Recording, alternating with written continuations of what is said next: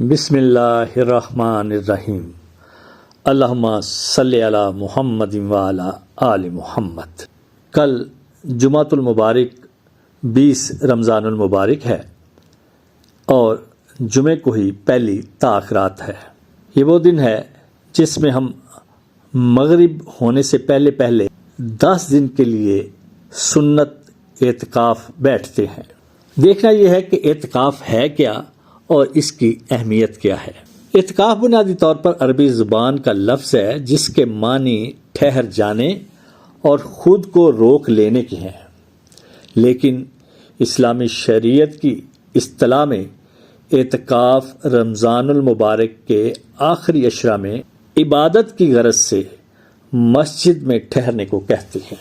اب دیکھتے ہیں کہ قرآن مجید اعتکاف کے بارے میں کیا کہتا ہے۔ کیا صرف مسلمان کرتے ہیں یا اس سے پہلے بھی تھا؟ تو ہم دیکھتے ہیں کہ پچھلی قوموں میں بھی اعتکاف کی عبادت موجود تھی۔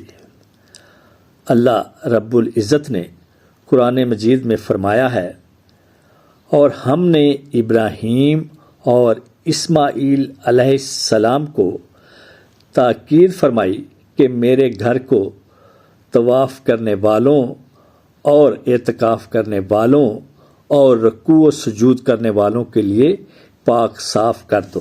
اس کا مطلب یہ ہوا کہ اعتکاف تمام آسمانی مذاہب میں رائج رہا ہے۔ مسلمانوں میں اعتکاف کیا ہے؟ اگر دیکھیں تو پھر اعتکاف نبی اکرم صلی اللہ علیہ وآلہ وسلم کی سنت ہے۔ ام المومنین حضرت عائشہ صدیقہ رضی اللہ تعالی عنہا نے بیان کیا کہ حضرت محمد صلی اللہ علیہ وآلہ وسلم رمضان المبارک کے آخری اشرا میں اعتکاف کیا کرتے تھے، یہاں تک کہ آپ صلی اللہ علیہ وآلہ وسلم کا وصال ہو گیا۔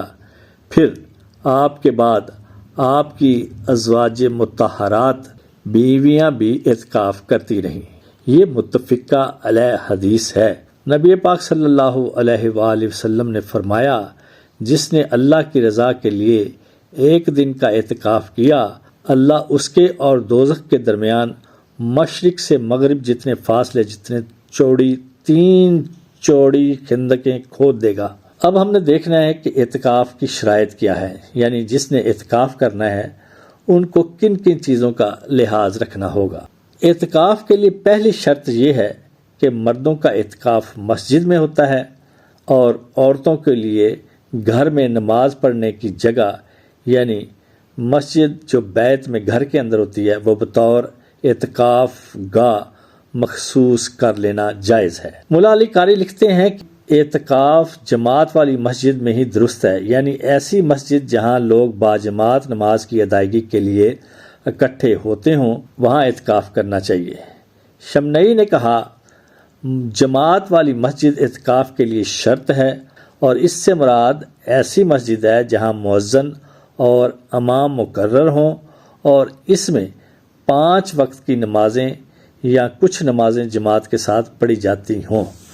امام ابو حنیفہ رحمۃ اللہ علیہ سے مروی ہے، اعتکاف صرف ایسی جامع مسجد میں درست ہے جہاں 5 وقت کی نمازیں جماعت کے ساتھ ادا کی جاتی ہوں، اور یہی قول امام احمد بن حنبل کا ہے۔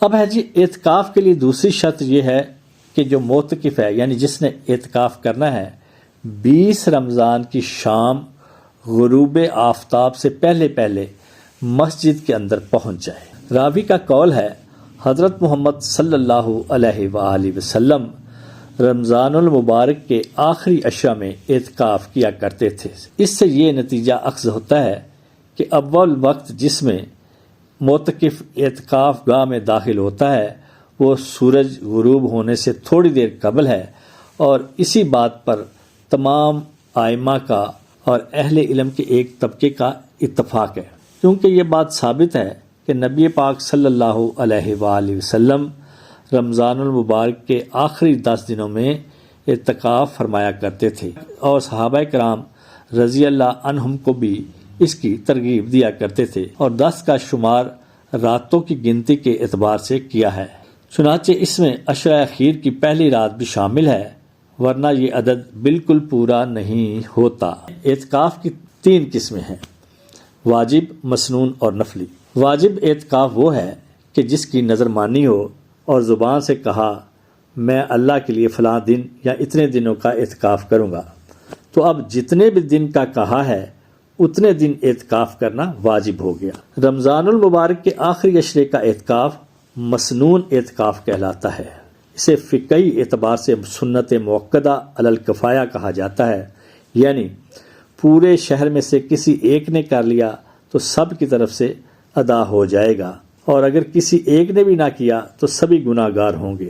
ان دنوں کا روزہ رکھنا بھی معتکف کے لیے شرط ہے، یعنی جس نے اعتکاف کرنا ہے وہ جن دنوں میں اعتکاف کر رہا ہے وہ روزہ بھی ہر حالت میں رکھے، یعنی اگر کسی وجہ سے روزہ ٹوٹ گیا تو روزے کے علاوہ اعتکاف کی بھی قضا لازم ہوگی۔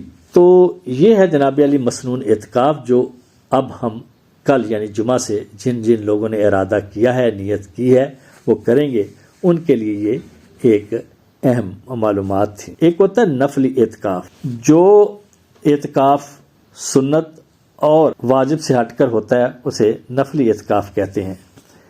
اس کے لیے روزہ شرط اور وقت کی کوئی قید نہیں، یعنی نہ کوئی روزہ شرط ہے نہ اس کے لیے وقت کی کوئی قید ہے۔ آپ جب بھی مسجد میں داخل ہوں اعتکاف کی نیت کر لیں تو اعتکاف کا ثواب ملتا رہے گا، جب مسجد سے باہر نکلیں تو اعتکاف ختم ہو جائے گا۔ اس لیے کہتے ہیں کہ جب بھی آپ مسجد میں داخل ہوں تو یہ ضرور نیت کر لیں کہ میں اعتکاف کی نیت کرتا ہوں۔ اس کا آپ جتنی مرتبہ مسجد میں داخل ہوتے ہیں اور جتنی دیر رہتے ہیں وہ آپ کا اعتکاف ہوتا ہے۔ اب دیکھنا یہ ہے کہ جو مسنون اعتکاف ہے اس کی قسمیں کتنی ہیں، 10 دن، 20 دن یا پورا مہینہ۔ حضرت عبداللہ بن عمر سے روایت ہے کہ حضرت محمد صلی اللہ علیہ وآلہ وسلم رمضان المبارک کے آخری عشرے 10 دن کا اعتکاف فرمایا کرتے تھے، جبکہ حضرت ابو ہریرہ رضی اللہ تعالی عنہ سے روایت ہے کہ حضرت محمد صلی اللہ علیہ وآلہ وسلم ہر سال رمضان المبارک میں 10 دن کا اعتکاف فرمایا کرتے تھے، لیکن جس سال آپ کا وصال ہوا اس سال آپ نے 20 دن اعتکاف فرمایا۔ ایک اور روایت بہت اہم، یہ روایت حضرت ابو سعید خدری رضی اللہ تعالی عنہ سے ہے۔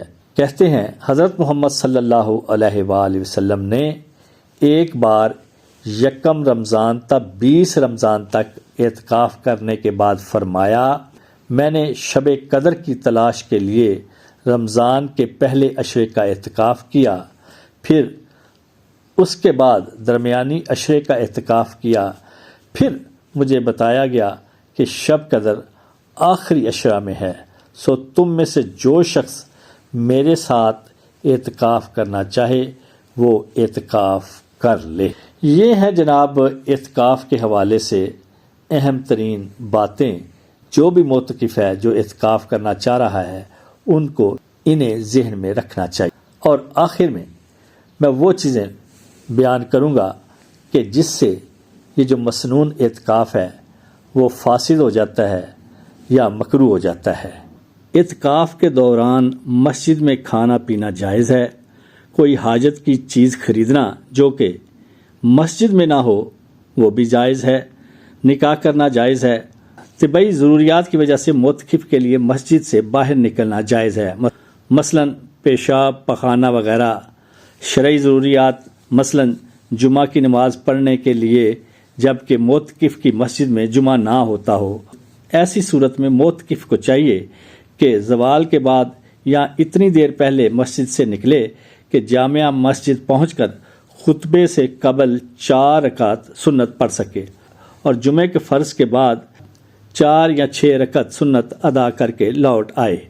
اسی طریقے سے اضطراری حالت ہوتی ہے، مثلا خدا نہ خواستہ مسجد میں آگ لگ جائے یا مسجد گر جائے، تو ایسی صورت میں بھی معتکف کو باہر نکلنا درست ہے اور اسے چاہیے کہ جلد از جلد قریب کی کسی مسجد میں چلا جائے۔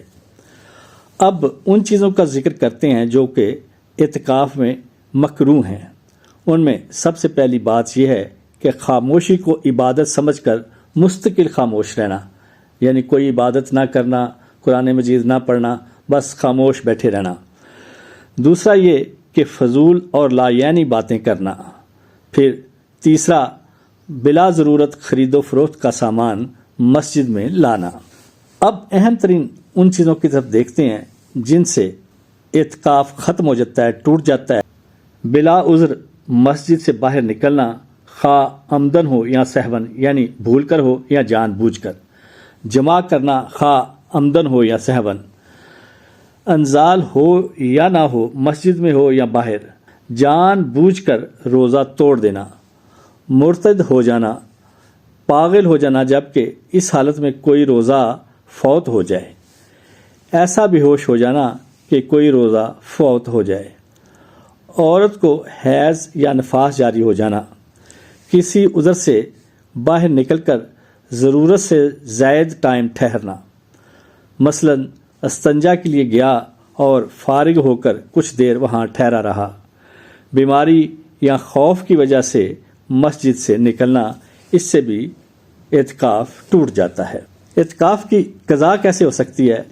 اگر معتکف بلا عذر تھوڑی دیر کے لیے بھی مسجد سے نکلے گا تو خواہ بھول کر ہی کیوں نہ نکلا ہو، اس کا اعتکاف ٹوٹ جائے گا، اسے اس کی قضا کرنی ہوگی، اور واجب اعتکاف میں روزہ بھی رکھنا ہوگا۔ اور ماہ رمضان کے آخری عشرے کا اعتکاف سنت مؤکدہ علی الکفایہ ہے۔ عذر کی بنا پر روزہ توڑ دیا یا بھول سے ٹوٹ جائے تو جس دن کا اعتکاف ٹوٹا ہے اس دن کے اعتکاف کی قضا روزے سمیت لازم ہے، لیکن احتیاطاً اختلاف سے بچنے کے لیے رمضان کے بعد 10 روزے سمیت قضا کر لے تو بہتر ہے۔ اب اعتکاف کا ہم دیکھتے ہیں، قضا کے علاوہ کوئی فدیہ بھی ہے۔ جس اعتکاف کی قضا واجب تھی، اگر کوئی شخص اس پر قادر نہ ہو سکا یہاں تک کہ انتقال ہو گیا تو کوئی حرج نہیں، اور اگر اعتکاف کی قضا کرنے کی استطاعت حاصل ہو گئی لیکن پھر بھی قضا نہ کی یہاں تک کہ زندگی سے مایوس ہو گیا تو اب اس کے ذمہ ہر دن کے اعتکاف کے بدلے ایک مسکین کو 2 وقت پیٹ بھر کر کھانا کھلانا یا تقریباً 1.25 کلو گیہوں یعنی اناج یا اس کی قیمت دینا یا اپنے ورثاء کو اس کی نصیحت کرنا ضروری ہوگا، اور اس کے ترکے کے 1/3 حصے میں یہ وصیت نافذ ہوگی، یعنی کہ جو وہ ترکہ چھوڑے گا اور اس میں جو 1/3 حصہ اس کا ہوتا ہے اس میں سے یہ فدیہ دینا ہوگا، اور وصیت نہ کرنے کی صورت میں ورثاء کی ثوابدید پر چھوڑا ہوگا تو فدیہ ادا کریں یا نہ کریں یہ ان کی مرضی ہے۔ وما علینا الا البلاغ۔